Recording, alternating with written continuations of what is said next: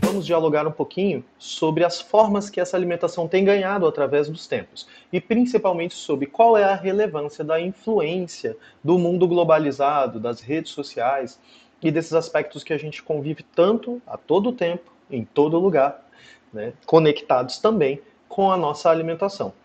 Por muitas vezes a alimentação ela tem esse lugar de discussão um pouco ignorado, porque também no nosso dia a dia talvez não cabe tempo para pensar em o quanto esses aspectos eles influenciam nas nossas decisões, né? A globalização ela traz o novo, né? Então toda vez que nós estamos falando de uma aldeia global, do mundo globalizado, essa palavra que até não é uma palavra nova, né? É uma palavra do final dos anos 90, quando a gente falava muito sobre como a globalização ia influenciar a visão do mundo, quando a internet era muito diferente. Eu me lembro claramente de que numa das minhas primeiras viagens, já como pesquisador de gastronomia, né, eu estava na Austrália em 2013, estudando sobre cerveja e também entendendo um pouco sobre a cozinha local e vendo toda aquela diferença, né, porque a Austrália, 12 horas de fuso horário, né, é literalmente o outro lado do mundo. Nós acabamos compreendendo um pouco mais fortemente em como a globalização afeta os nossos processos de escolha, né, em como a forma de se alimentar, que eu me lembro claramente como eu me alimentava lá até hoje, ela influenciou a minha forma de escolha a partir daquele momento, né. Então, todas as viagens que nós fazemos, seja essas viagens reais, peguei meu passaporte ou peguei minha mochilinha e fui viajar até a cidade do lado, ou até o outro estado, ou até o país vizinho, ou até o outro lado do mundo, mas também pensando que a globalização hoje ela é em tempo real. Eu consigo abrir o Google Earth e entrar em qualquer lugar do mundo e ver uma rua em Xangai, como essa rua está acontecendo agora em tempo real, as pessoas andando, os restaurantes, os bares, né? Eu consigo fazer isso em Tóquio, consigo fazer isso em New Jersey, consigo fazer isso em Ubatuba, né? Consigo fazer isso em Uberlândia. Então é muito interessante como a globalização ela constrói um arquétipo diferente acerca do consumo. E esse consumo não é só, quando eu digo só, não estou menosprezando, muito menos, é absolutamente o contrário, mas é tão somente, né, essa ideia do consumo gastronômico, mas é principalmente todos os outros consumos, o que bebemos, o que comemos, o que vestimos, o que lemos, como vestimos, como comemos, né? Não é só o fato da escolha, mas também o que permeia essa escolha, que talvez seja até mais globalizado do que o próprio item, do que a própria coisa que nós estamos buscando ali, né? E essas tendências que a globalização lança, elas existem há muito tempo. Essa não é uma discussão nova. Nós não estamos aqui abrindo um leque para ampliar as novidades. Eu só quero abrir na mente de vocês a compreensão do que é ou que não é globalizado e colonizado. Se isso é bom ou ruim, a gente vai, claro, ter espaço para poder discutir sobre essas questões, porque são importantes, todas as discussões elas são pertinentes quando a gente está falando sobre escolha, né? E lançar tendência é o que mais a gente ouve falar hoje na era dos digitais influencers, do digital influencer, né? Dos influenciadores digitais. Na verdade, existem estudos mais recentes que até falam que talvez as pessoas estejam deixando um pouco de lado essas influências, né? Esses influencers que não têm tanto conhecimento de nicho. O que isso quer dizer, professor? É que, de repente, um influencer que é da gastronomia e ele é chefe de cozinha, ele é formado, ele pesquisa, ele tem livro publicado, vai ganhar muito mais espaço daqui para frente, nas próximas décadas, né? E aí vocês estão cursando hoje, no dia né, na era da influência digital, podem pensar nisso, e vai ganhar mais visibilidade do que aqueles que não têm conhecimento, que começaram na era do YouTube, que começaram na era do TikTok, sem grandes conhecimentos e foram se tornando referências.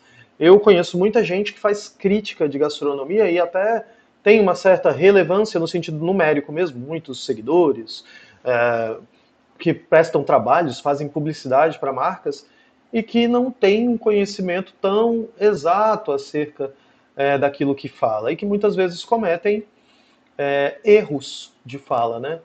E aí vem uma questão muito interessante, que com a era da globalização, se eu digo para vocês que eu fiz um curso na fábrica da Coopers Vintage, lá em Melbourne, na Austrália, vocês podem buscar isso no Google e achar essa fábrica. Eu acredito que a Coopers não saiu da Austrália até hoje. Uma cervejaria conhecida, a gente até acha essa cerveja em Brasília, por exemplo. Mas os influenciadores muitas vezes falam coisas que são facilmente refutáveis. E quando nós estamos falando de globalização e de alimentação, aí eu tenho um fator que é preponderante. Nós, como chefes, futuros cozinheiros, futuros pesquisadores da área que vocês são, eu sou um pesquisador da área, né, precisamos sempre nos ater. O quanto a globalização, o quanto a influência, ela pode ser, de alguma forma ou outra, uma armadilha. Né?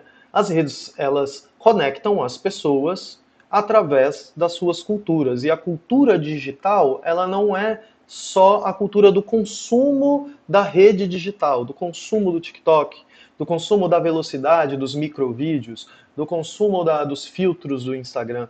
Mas ela é também o consumo de uma arte, de uma cultura específica. É muito fácil a gente compreender, porque mesmo quem não gosta ou nunca ouviu uma banda, já deve ter ouvido falar sobre o K-pop. Eu não sou um conhecedor de bandas de K-pop, mas eu sei o que é. Eu sei que essa cultura ela é uma cultura coreana. Eu sei que ela tem um forte apelo entre os jovens. Eu sei que isso ganhou uma margem muito grande nos últimos anos. Os doramas, né, têm ganhado muito espaço no país que mais consome, produz e com maior excelência produz novelas. Né, pensando no dorama como essa novela também.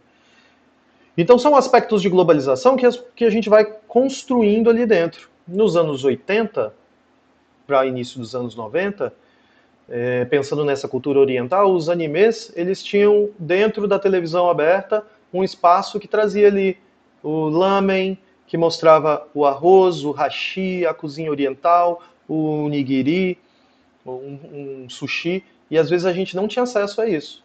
Principalmente dependendo da sua classe social, você realmente não tinha acesso. Quando começaram a chegar as casas de sushi nos shoppings de Brasília, e eu acompanhei esse processo, virou uma febre imensa. E até hoje a gente passamos pelas temaquerias, hoje as casas de sushi elas têm voltado o olhar para a cozinha contemporânea, porque somos globalizados, estamos na aldeia global, precisamos observar como o mundo ao nosso redor funciona e isso influencia diretamente o nosso consumo, porque comida é cultura. E aqui eu estou já citando o Máximo Montanari, né, na sua obra super interessante que é Comida como Cultura, né, vale aí a leitura para quem tiver interesse de expandir os conhecimentos acerca disso. O Máximo ele vai falar que para além do ato de restauração, né, a palavra restaurante ou restaurant, ela vem da palavra restaurar, que era só para a gente repor nossos nutrientes, proteínas, sais minerais, né, para que a gente tivesse força de trabalho novamente, para continuar lavrando, continuar cozinhando, costurando, produzindo, construindo casas, edificando prédios, adentrando a busca pelas terras na Idade Média e também pela colonização que a Europa fez no mundo inteiro.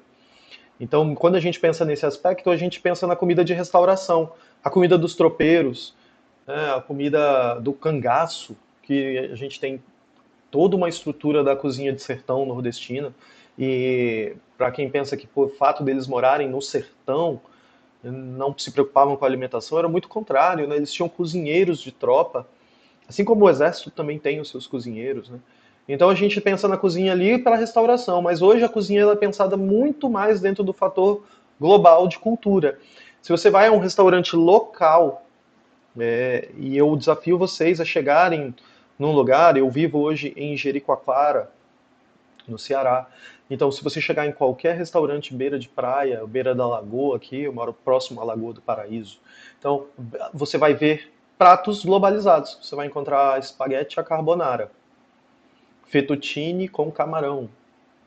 E também vai encontrar o camarão no abacaxi, com leite de coco. Também vai encontrar o vatapá, às vezes. Mas você vai ter uma cozinha globalizada, porque participa de um pressuposto de que se o meu restaurante ele é um restaurante de cardápio global, e não nichado, a gente vai entender isso melhor no decorrer do nosso curso, mas se ele é um restaurante de cardápio global, ele precisa interceptar clientes de todos os lugares e eu devo então oferecer um pouquinho de cada coisa. Isso aí tem grandes discussões acerca, né, se é bom, se é ruim, restaurantes que mantêm uma certa tradicionalidade de nicho. Né, aqui só vende espaguete. Né, você chega na Itália e vai ter lugar que só vende massa e a mesma massa feita do mesmo jeito. Um fettuccine Alfredo, só vende ali Alfredo.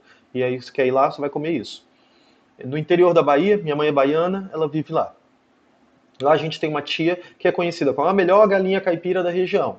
Você chega lá no restaurante da minha tia, que na verdade é a casa dela, é o quintal da casa dela, é a tia da minha mãe. Você vai pedir galinha caipira, ela vai perguntar só quantas. São quantas? Cada uma serve 5 pessoas, 6 pessoas, não sei, alguma coisa assim. 5 pessoas. Então tá, somos 10, então 2 galinhas. Ela vai preparar galinha, pirão, salada, arroz, feijão, farofa. Vai servir. E é muito boa. Mas ela só serve isso. Se você quer comer um espaguete, você vai comer em outro lugar. Se você quer comer um acarajé, estando na Bahia, você vai comer em outro lugar. Tu não vai comer lá na tia. Porque existe ali uma questão cultural. Né? A nossa cultura, ela se expande e se retrai o tempo inteiro. Porque não existe alguém que possa considerar o fator alimentar com tamanho ecletismo a ponto de que todos os nichos da alimentação consigam se conter dentro de um determinado cardápio. A gente tem alguns exemplos facilmente pesquisáveis, como o cardápio do Paris 6. Quem não foi ainda e pensa em algum dia para conhecer, eu não digo nem sobre a gastronomia, gente, porque realmente não estou aqui para fazer crítica de gastronomia, mas eu indicaria outros restaurantes. Porém, quem puder observar o cardápio vai ver que tem comida do mundo inteiro, de formatos diferentes, baseados em muita coisa. É um cardápio extremamente extenso, né? E que, se vocês buscarem, muita gente acaba reclamando na hora de receber essas comidas, mas continuam indo, porque a comida também é cultura. Eu também escolho pelo fator cultural. Eu escolho ir lá comer um prato que foi desenhado pelo jogador de futebol, que foi pensado pela atriz fulana de tal, ou pelo guitarrista da banda X. E aí eu vou lá, consumo, tiro uma foto, posto nas minhas redes e eu estou transformando essa comida num advento cultural. Porque às vezes a gente pensa em cultura apenas como nichos de localização geográfica. Né? Então, essa aqui é uma comida nordestina, essa aqui é uma comida sudeste, essa aqui é uma comida sulista. Né? Então, uma comida do norte, uma comida norte-americana, uma comida tailandesa. Aí fica parecendo que eu estou fazendo só isso e que isso é cultura, mas cultura, na verdade, é toda a transformação de massa. Né? A cultura é o que envolve os povos, é o que faz e dá identidade. Aí a gente tem que pensar no seguinte: será que esse conceito de cultura hoje, pensando na cultura como uma agenda global, não mudou? Mudou. Né? É uma pergunta que eu posso garantir para vocês. Né? A resposta é muito clara: a cultura mudou. Né? Então, quanto maior o conhecimento de mundo, maior a necessidade de fontes confiáveis acerca daquilo que nós estamos produzindo, que nós estamos também consumindo. Porque quando eu tenho muito conhecimento, eu vou ter muita informação acerca daquele produto. E cabe a nós, pesquisadores, cozinheiros, efetivamente buscarmos a melhor, né, experiência para o nosso cliente ou a melhor experiência para o nosso restaurante. Mas isso aí ainda vai demorar um pouquinho para a gente poder chegar nesse aspecto. Bem, pensando com Montanari, o gosto ele é um produto cultural, o gosto no sentido do desejo, né, aquilo que eu quero. Ou seja, ele é influenciado pelo ambiente ao qual nos encontramos desde o nascimento e a nossa introdução alimentar. Notem que quem nasce comendo derivados de milho, né, ou quem nasce comendo derivados de farinhas brancas, de farinha de trigo, né, quem já come desde pequeno frutos do mar e não transforma o fruto do mar em um evento de luxo, quem consome desde criança mais vegetais, mais frutas na sua introdução alimentar, quando bebê, quando recém-nascido, né? E aí isso a gente está pensando também um fator cultural. A minha família, minha mãe nordestina, meu pai do Sudeste, meu pai do Espírito Santo. Então eles se juntaram em Brasília e aí eles construíam ali uma identidade, uma família. Algumas influências do meu pai, do Espírito Santo, eram portuguesas, da minha avó. A minha mãe já trazia essa influência indígena, né? E também uma influência de cozinha afro em alguns aspectos. Então, juntaram-se os dois, mas minha mãe cozinhava na minha casa, então eu tinha mais acesso à cozinha da minha mãe. Minha mãe cozinha muito bem, sempre cozinhou muito bem. E depois, quando meus pais se separaram, meu pai continuou construindo ali, foi para a cozinha também, meu pai também sabia cozinhar, então ele foi construindo a cozinha dele, e a minha mãe foi fazendo a dela. Então a gente vai pensando que esses aspectos influenciam a mim e ao meu irmão, porque nós fomos construídos naquela introdução alimentar, né? Uma cozinha mista. Eu chamo que a nossa cozinha era a cozinha da globalização, né? Que era o português e o baiano. Era exatamente o José de Alencar em Iracema, né? Quando a gente tem o afeto da colônia com o colonizado, né? E aí esse processo é um processo que vai acontecer em todos os lugares, em todos os lares, em todos os nichos. Nós vamos construir a nossa identidade inicial, mas depois nós vamos variando esse processo e transformando a nossa identidade com a nossa cultura e com aquilo que a gente escolhe. E essa escolha também é uma questão questionável, né? Será que nós escolhemos mesmo? Hoje nós temos muito desafio, né? O primeiro desafio é aquilo que é mais habitual, né? A comfort food, que é a cozinha de conforto, aquela que te abraça, aquela que te acolhe, ela preza por usar insumos que vão ser encontrados em determinadas situações. A cozinha de vó, a cozinha de o churrasco do avô, né? O bolo da tia. Então tudo isso pode ver que tem vários lugares com o nome de tia fulana, vovó tal, biscoito, vovô, não sei o quê. Então você vai encontrando uma relação familiar com esses lugares. E os restaurantes de comfort food nada mais são, gente, do que cozinha caseira, né? E aí o que que a gente tem que pensar aqui a níveis de estudo nosso como pesquisadores, como universitários, vocês aí pensando nisso. Nós temos que pensar quando isso é uma armadilha, né? Eu vou ao restaurante de comfort food da chefe fulana que saiu do MasterChef, fazia a melhor farofa, não sei o quê. Aí você chega lá, você vai comer um restaurante que só vende, tipo, pratos que contenham farofa, e aí você vai comer a mesma coisa que talvez até a sua avó, sua mãe, seu pai, ou, enfim, alguém na sua casa fazia até mais gostoso.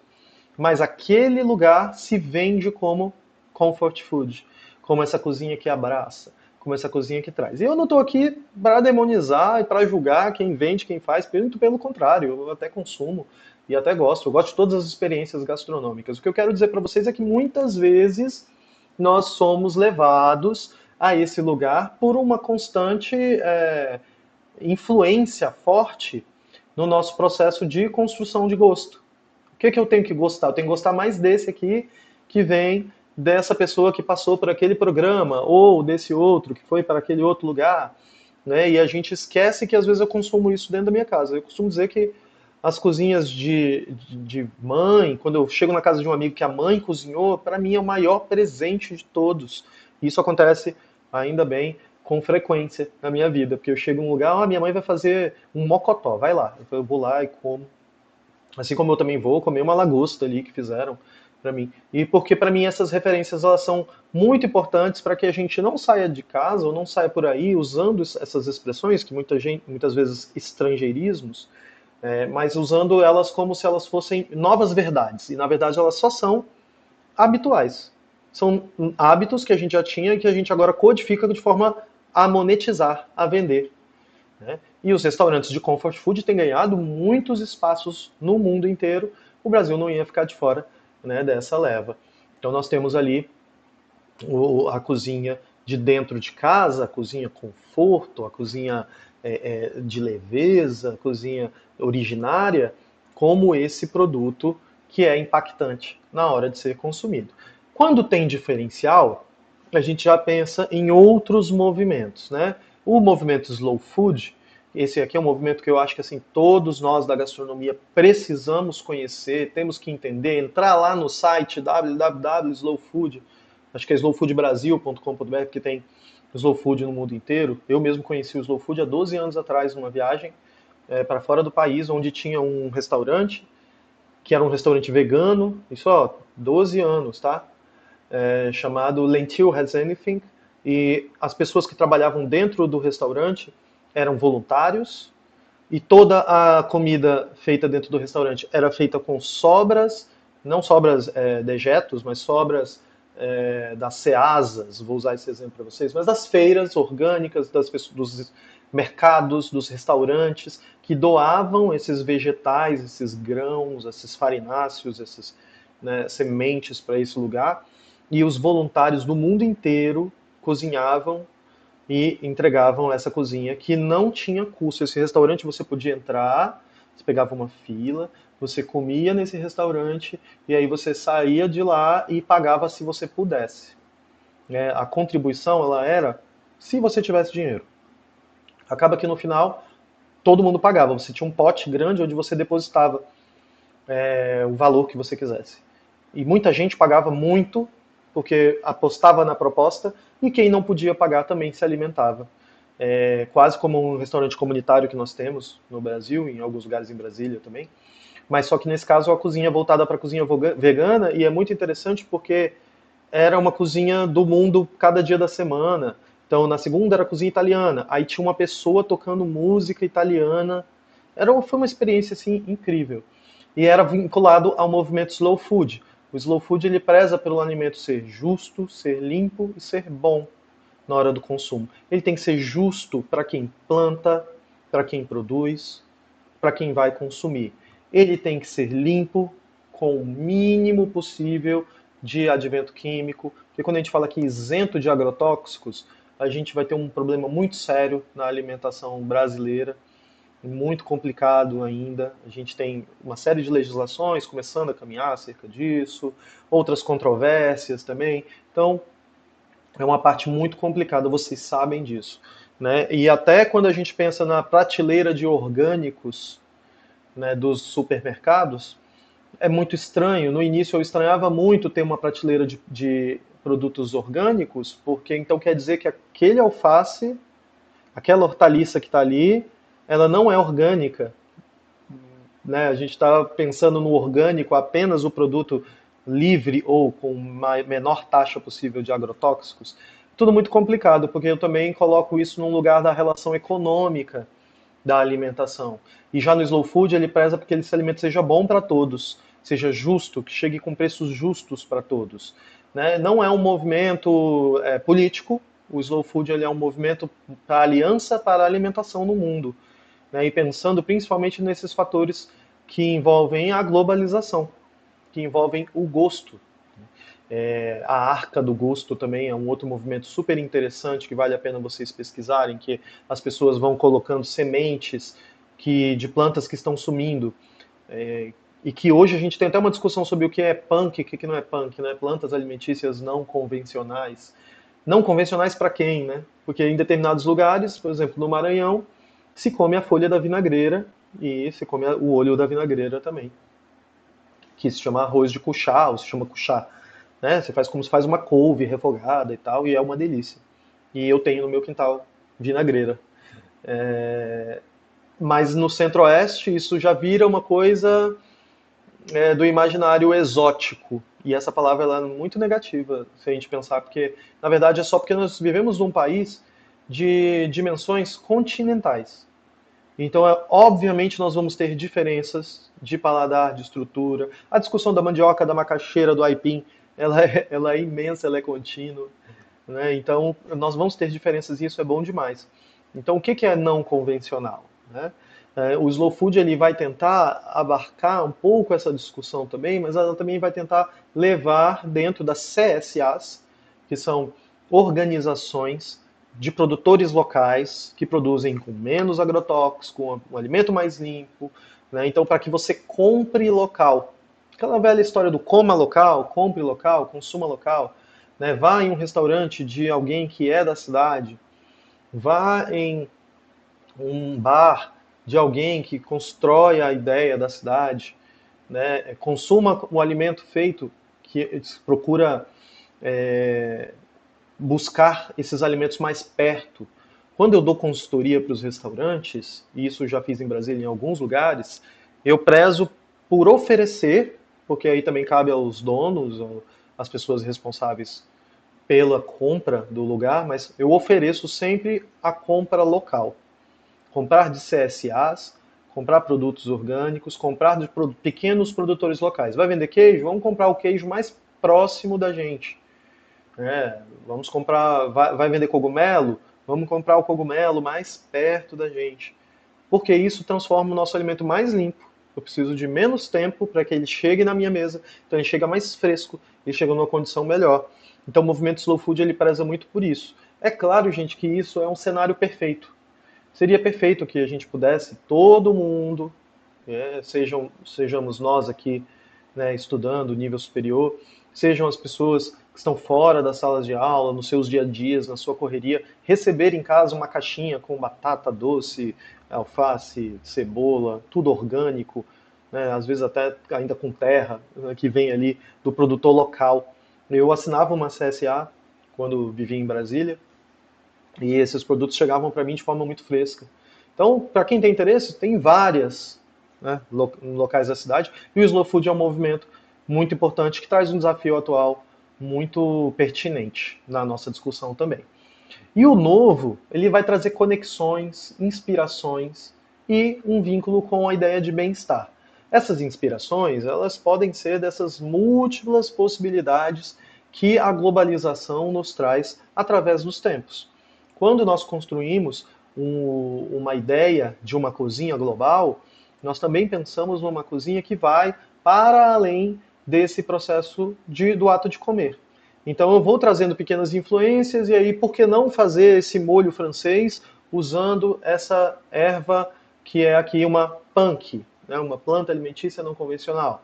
Por que não usar nessa salada aqui, que é uma salada caprese, um tomate que é plantado ali por agricultor, sabe? Então a gente vai construindo, pensando nisso, isso de forma inovadora, traz inspirações e novas interpretações para esses pratos, para que a gente possa conduzir uma cozinha mais justa, mais leve e também enriquecida sempre desses processos. E a partir daí, pensar nessas múltiplas possibilidades, em como a diversidade no cardápio amplia o tipo de alimento e os nichos aos quais eu vou estabelecer uma conexão. Quando eu monto meu cardápio, eu estou querendo dizer alguma coisa. Quando vocês chegam num lugar que tem influências nesse cardápio, esse cardápio quer dizer alguma coisa para vocês. Né? Um drink pensado pelo mixologista ou pelo bartender, ele quer dizer algo que esse bartender quis passar. E mesmo que seja um drink clássico, mesmo que seja um prato clássico, né, um prato à carbonara, como nós já dissemos aqui, e eu conheço gente que criou todo o seu imaginário em cima da carbonara, por exemplo, em Brasília mesmo a gente tem esse exemplo. Nós precisamos pensar que claramente que essa tipologia de escolha, o lugar onde o fator da alimentação se encontra com o fator global, é mais importante quando eu estou montando meu cardápio. Então, se eu estou montando um cardápio que vai ter influência italiana, será que eu não posso também dar pitadas locais nesse cardápio? Eu posso e eu devo, a depender, claro, do nicho que eu vou trabalhar. E a gente precisa pensar nisso, né? Como é que são esses nichos de trabalho? Como é que esse espaço ele se reconduz e se redesenha para que a gente possa escolher, né, esse espaço de afeto? Então vamos agora fazer a nossa questão especial para que vocês reflitam um pouquinho aí de casa.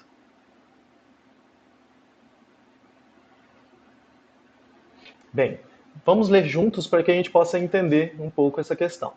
Né? Durante a pandemia que nós vivenciamos recentemente, a pandemia de Covid-19, né, e no período pós-pandêmico, observou-se um crescimento expressivo do interesse por práticas culinárias afetivas, né, nesse âmbito do comfort food.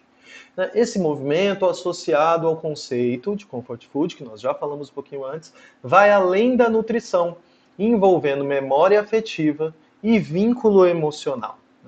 Com base nessa situação, dentro do contexto pandêmico que nós vivemos, né, assinale a alternativa que apresenta a estratégia mais coerente com o conceito de comfort food. E aí nós temos algumas alternativas aqui. Né? A alternativa correta é criar um menu com receitas tradicionais de cultura local e com pratos que remetam à memória afetiva dos clientes e que tragam a sensação de aconchego, que é o que o Slow Food prega, né, para que eu tenha essa sensação de aconchego mais próxima. Os pratos da cozinha, como nós falamos, a cozinha de vó, a cozinha de mãe, a cozinha de pai, a cozinha de avô, né? E as outras questões, elas dialogam com outros fatores. Então vamos lá.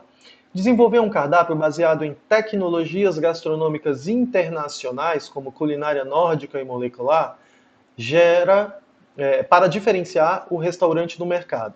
Até que se a gente falasse sobre a cozinha nórdica e nós estivéssemos num país nórdico, eu até podia chamar isso de cozinha conforto, né, de comfort food.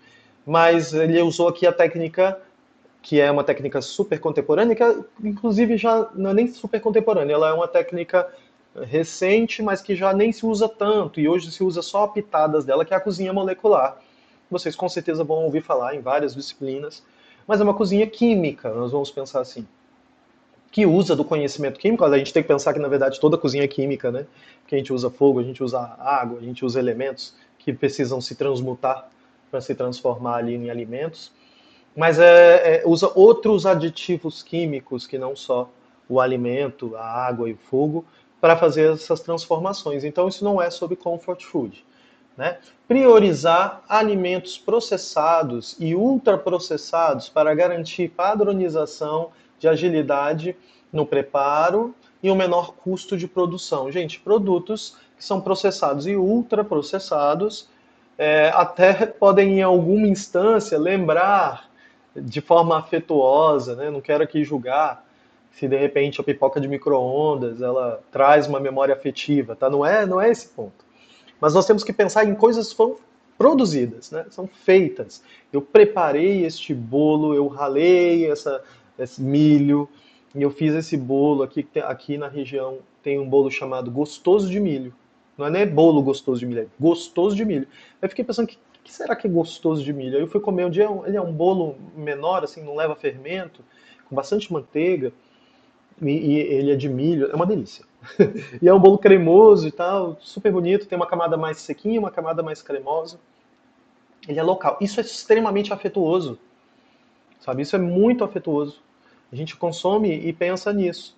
Eu, com certeza, quando não estiver mais na região Nordeste, se um dia eu não morar mais na região Nordeste, eu vou me lembrar de quanto a gente consome de cuscuz aqui e as suas variações. Né? Como se consome tapioca em também vários tipos de tapioca, inclusive tapioca de arroz, que eu não conhecia. Não, cuscuz de arroz, desculpa, que eu não conhecia. Só conhecia cuscuz de milho. Então, tapioca com coco dentro da massa, só conhecia tapioca com coco fora. Então, assim, coisas que a gente vai reconhecendo nesses aspectos, né? Mas que são feitas à mão, não super processados e ultraprocessados. Nós temos que tentar o máximo possível combater esse tipo de produto, por mais que a gente acaba consumindo, né? Um dia desses, um aluno me perguntou, professor, mas o senhor toma aqueles whey, né, de... Bem, só pensar só no whey, a gente já está pensando em super processado, né? Mas ele falou daqueles que vem no, tipo em iogurtezinho, né, um shakezinho. Eu falei, eu tomo, porque às vezes a gente precisa, né, cumprir uma meta, que combinou com a nutricionista, ou sai da academia, vai para outro lugar e está com muita pressa. Eu consumo. Então não é que a gente não, o chefe de cozinha, o professor jamais consome um ultraprocessado. Não. Mas eu quero que vocês entendam que isso não é comfort food, que é o ponto mais importante. Muito menos vai entrar no slow food, né? E por fim, oferecer um cardápio inteiramente vegano. Já não é sobre isso, né? A gente já entende que não é sobre isso. Com foco exclusivo em insumos importados, né? E técnicas de alta complexidade. Aí já entra aqui, a gente já sabe que não é, né? Então, é só para a gente refletir um pouquinho que o comfort food, o slow food, são coisas muito importantes quando a gente pensa também em como a globalização afeta o nosso dia a dia. Porque a globalização, ela retira um pouco esse espaço. Ela retira um pouco esse espaço do consumo. E isso é um fator bastante complicador nos dias atuais. E isso não é aqui um julgamento sobre como ela é ou não deve ser feita, mas sim para que a gente possa conduzir de uma maneira mais interessante os nossos processos. Bem, comida de conforto, essa comida desse lugar, ela traz uma conexão emocional E essa conexão emocional, ela pode ser tanto pela forma com que ela é preparada, quanto pelo aroma, quanto pelo horário em que ela é servida, né? Em alguns lugares tem uma tradição de 4 horas da tarde se servir um bolinho. Você chega lá já tem cheiro de bolo, né? Difícil fazer dieta às vezes nesses lugares. E o café, o cheiro do café, eu acho que é uma das coisas mais lindas assim que a gente tem, poética. O cheiro do café é poético, né? Porque a gente acorda, nós fazemos um café, seja de qual tipo que nós, né? Eu sempre falo que para os meus amigos que eu sou o chato do vinho, o chato da coquetelaria, eu não posso ser o chato do café. Eu uso uma máquina de expresso e eu faço um expresso de manhã e é o meu máximo, assim. Não vou ficar pesando quanto café. E eu acho isso lindo também, mas aí a gente vai numa cafeteria e pede, né? Mas é uma conexão emocional muito grande. Você tá ali sentindo aquele cheiro, lembrando. Eu lembro que minha avó, ela tinha moedor de café no quintal e ela moía na hora café e ela também tinha um pilão de fazer paçoca de carne, né? E aí vocês vão poder me contar também um pouco sobre essas experiências de vocês. Então fazia a paçoca com um pilão grande onde ela ia colocando carne seca e farinha. Carne seca e farinha e, pô, paçoca de carne é uma das coisas mais gostosas que tem aqui na cozinha nordestina, é bom demais.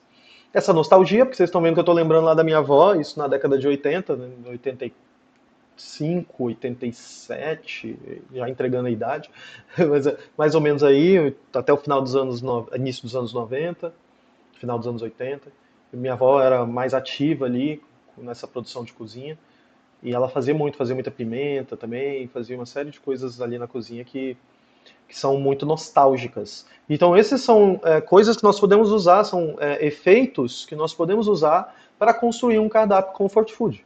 Então, eu estou montando um cardápio para um restaurante, ou para o meu restaurante, ou para outro, para um cliente que eu presto consultoria, e ele quer trazer essa sensação. Esse anagrama aqui, anagrama, desculpa, esse esqueminha que a gente colocou, ele vai levar vocês a esse lugar, né? Conexão emocional, nostalgia, prazer sensorial, porque a gente fala pô, do bolo gostoso, do cafezinho cheiroso, gostoso também, e os exemplos de alimentos que vão estar ali dentro desse imaginário, que é local. Essa expressão cor local, ela é uma expressão muito interessante, ela é muito mais utilizada nas obras de arte, mas a gente também pode pensar na cozinha com esse aspecto da cor local. O que é a cor local? Determinados arquétipos que identificam uma cultura. Então, quando a gente pensa em alimento, também tem, né? Se eu falar tacacá, todo mundo sabe que é do norte, mesmo nunca tendo ido lá, porque vai lembrar da Joelma. Ou porque já comeu um tacacá na vida, né? Quando a gente fala de maniçoba, a mesma coisa. Mas aí maniçoba talvez seja um pouco mais desconhecida, mas o tacacá eu tenho certeza que todo mundo conhece, assim como o acarajé. E aí a feijoada a gente vai ter uma discussão, né? É, é da Bahia ou é do Rio de Janeiro? Tem nos dois lugares, né? E tem as suas diferenças. A muqueca é capixaba ou a muqueca é nordestina? E se nordestina, ela é baiana, ela é maranhense? No Maranhão chama panelinha maranhense. Como é que vai ser essa divisão? Então, esses alimentos, eles também vão alocar a gente. Eu acredito que quando a gente pensa, eu penso no dendê, eu penso muito na Bahia. Né? Mas o camarão seco me lembra as feiras de São Luís, no centro histórico de São Luís. Sacos e sacos de camarão seco de todos os tipos.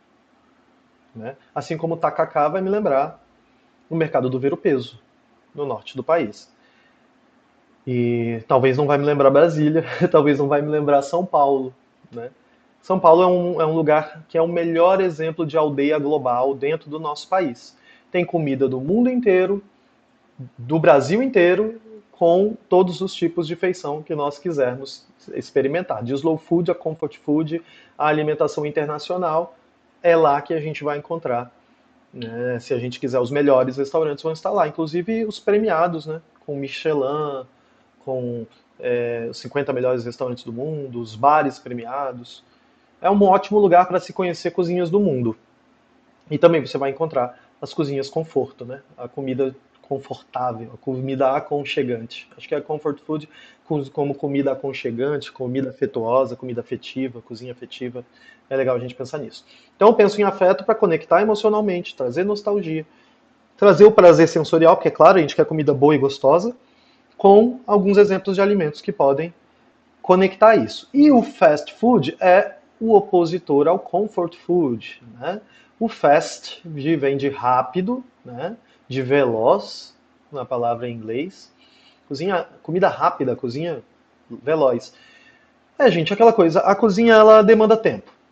Não é, sabe, você vai fazer uma glace, você vai levar 2 dias para fazer. Você vai fazer uma clarificação para fazer 200 ml de um xarope fermentado para usar num drink, você vai levar 8 dias para fazer isso.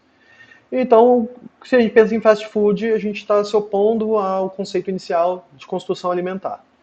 E aqui, novamente, eu digo, não estou demonizando fast foods, não estou aqui para julgar quem come.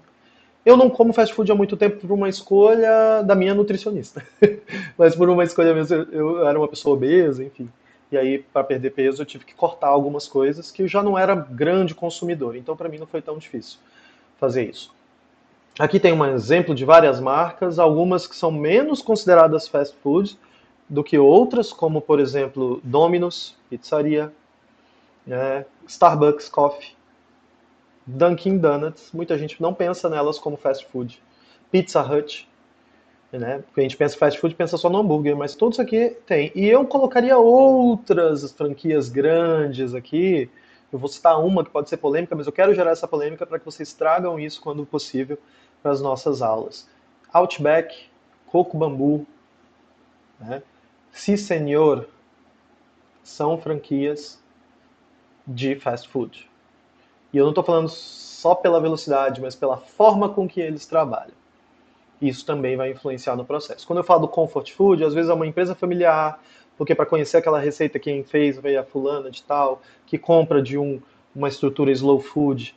Aqui o fast food vem tudo pré-pronto, você joga na máquina, a máquina faz, o fator humano está ali, né, sendo quase sempre ganhando pouco, trabalhando muito.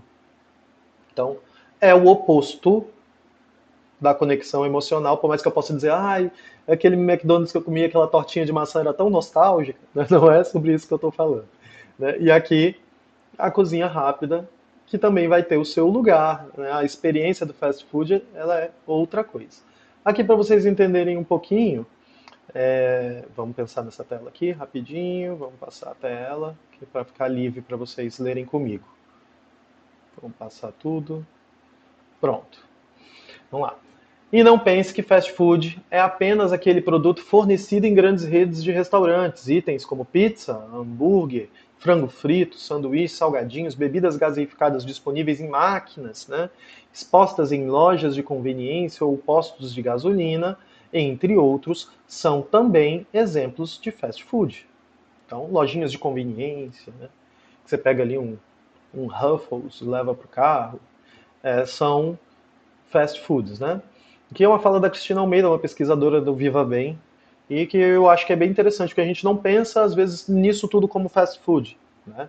Se aquela costela de porco, vem soltando do osso, com aquele molho barbecue para vocês na mesa em 15 minutos, ela não foi feita na hora. Tá? Ela foi finalizada na hora, e ela é fast food. Agora aí, fast food, fast fashion, todas essas coisas elas vão estar em outros lugares de discussão. A gente vai ter tempo para isso. Fast food tem apelo midiático, né? Esse apelo da mídia mesmo de venda, que é o fator globalização aqui de novo chegando para a gente.